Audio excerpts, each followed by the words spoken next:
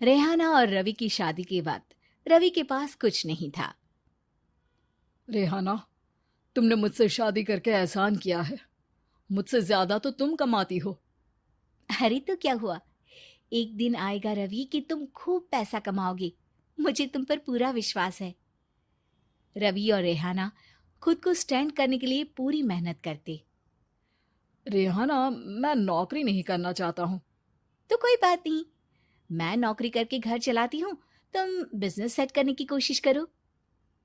एक दिन रेहाना, तुम जानती हो, मैंने जो विज्ञापन बनाने वाली कंपनी खोली थी ना, उसे बड़ी ब्रांड का ऑफर आया है। अब हम लोगों के दिन ब्यारे न्यारे हो गए हैं। मैं जानती थी रवि कि एक दिन तुम सेटल हो जाओगे। रवि का काम अच्छा चल जाता है। एक दिन वो रेहाना से कहता है, रेहाना, अब हम लोगों का बच्चा भी हो गया है। बहुत छोटा है वो। उसका ख्याल कैसे रखेंगे हम? कैसे क्या, मैं गांव से माँ को लेकर आ जाती हूँ। नौकरी से हाफ डे ले लिया करूंगी। अभी तो वो छोटा है, स्कूल जाने तक मैं मैनेज कर लूंगी। देखो रेहाना, मैं अब अच्छा कमा रहा हूँ। तुमको नौकरी करके परेशान होने की कोई जरूरत नहीं है। अरे कैसी बात कर रहे हैं, मैं अपनी लगी लगाई नौकरी कैसे छोड़ दूं? और मैंने तो सुना है हम लोगों को कुछ ही महीनों में सरकारी नौकरी मिल जाएगी। सरकारी नौकरी में कितना कमा लोगी? उतने में तो मैं ड्राइवर रख लूंगा। रेहाना को रवि की बात का थोड़ा बुरा तो लगता है।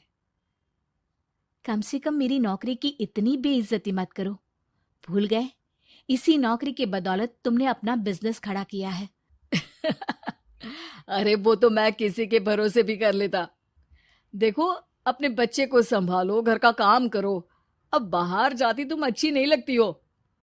रेहाना रवि के कहने पर नौकरी तो छोड़ देती है, लेकिन अब बड़े से घर में उसकी कीमत किसी नौकर से कम नहीं होती।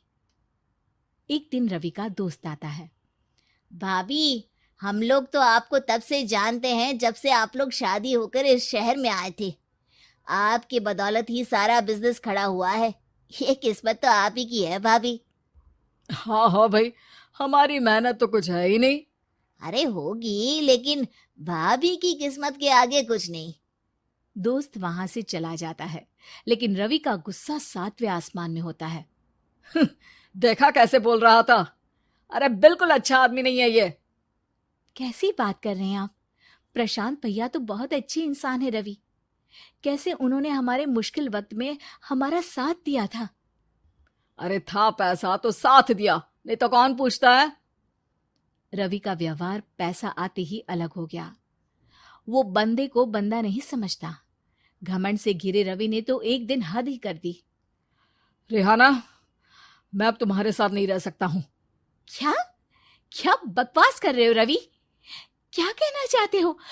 और क्यों नहीं रह सकते तुम मेरे साथ? देखो, मुझे कोई और पसंद है, और उसने साथ रहने पर बस यही शर्त रखी है कि मुझे तुम्हें तलाक देना होगा। रेहाना, जो कि एक स्वावलंबी महिला थी, उसने बिना देर किए रवि को कह दिया, कोई इश्यू नहीं, मुझे पैकिंग में 4 दिन का वक्त लगेगा, लेकिन तब तक मैं तुम्हारे साथ नहीं रहूंगी। 4 दिन के लिए तुम कहीं और शिफ्ट हो जाओ, मैं घर से निकलूंगी तो बता दूंगी। रवि घर छोड़कर चला जाता है।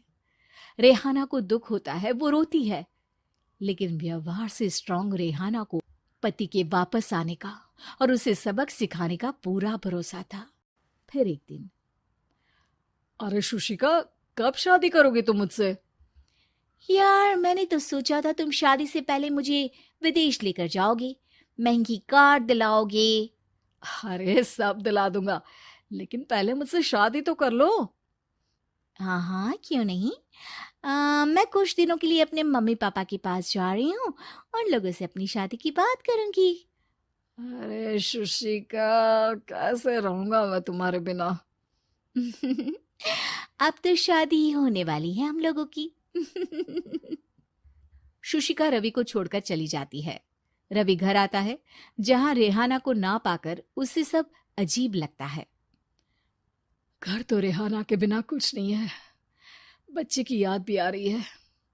चलो एक वीडियो कॉल कर लेता हूँ।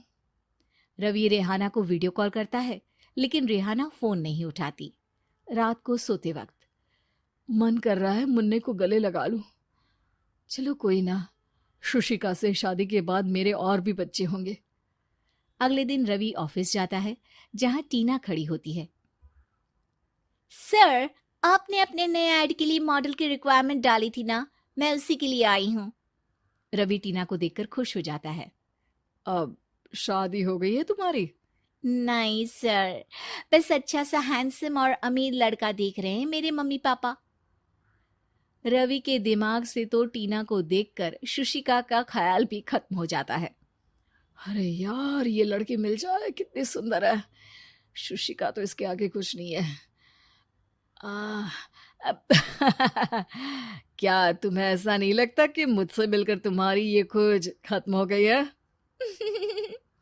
आप ना, आप तो 2 बच्चों की पापा लग रहे हैं। अरे नहीं नहीं, मेरी शादी तो हुई थी, लेकिन बीवी को किसी और से प्यार था, मुझे छोड़कर चली गई। खैर, टीना की दोस्ती रवि से हो जाती है, लेकिन 1 महीने बाद शुशिका रवि के पास वापस आती है। मेरे मम्मी पापा तुमसे मिलना चाहते हैं, लेकिन उन लोगों को ये मत बताना कि तुम पहले से शादीशुदा हो, और हाँ, शादी से पहले अपनी सारी प्रॉपर्टी तुमको मेरे नाम करनी होगी। अरे पागल, अब मैं तुमसे शादी ही नहीं करना चाहता। भला ऐसी लालची औरत से कौन शादी करेगा? तभी वहां टीना आ जाती है। रवि, ये पागल सी औरत कौन है? देखो, तुमने ही कह दिया ना पागल, तो पागल ही है। पता नहीं कौन है, कह रही है शादी कर लो, लेकिन शादी से पहले अपनी सारी प्रॉपर्टी मेरे नाम कर दो। बोल तो सही रही है। वैसे तुम जानती हो, मेरी एक सहेली है, उसके पति ने उसे पैसा आते ही छोड़ दिया, जबकि उसको खड़ा करने वाली ही मेरी सहेली थी। और मुझे भी भरोसा नहीं है। अगर मैं भी तुमसे शादी करूंगी तो तभी, जब तुम मेरे नाम अपनी सारी प्रॉपर्टी कर दोगे। अरे हाँ हाँ, क्यों नहीं, बिल्कुल कर दूंगा। रवि और टीना की शादी की तारीख तय हो जाती है। वो अपनी सारी प्रॉपर्टी के कागज लेकर शादी वाली जगह पर पहुंचता है, लेकिन वहां टीना आती नहीं। रवि टीना को मैसेज करता है। कहाँ हो? सॉरी, मैं तुमसे शादी नहीं कर सकती, मुझे तुमसे भी ज्यादा पैसे वाला मिल गया। रवि को गुस्सा आ जाता है। वो गुस्से से सारा डेकोरेशन तोड़ रहा होता है कि वहां रेहाना आ जाती है। सर, क्या हो गया? क्या डेकोरेशन पसंद नहीं आई आपको? अ, तुम यहाँ क्या कर रही हो? मैं यहाँ की डेकोरेटर हूँ। क्या आपको पसंद नहीं आई यहाँ की सजावट? रवि दौड़कर रेहाना के गले लग जाता है। मुझे माफ कर दो रेहाना। रवि रेहाना के गले लग जाता है और रेहाना टीना को थैंक्स का मैसेज करती है।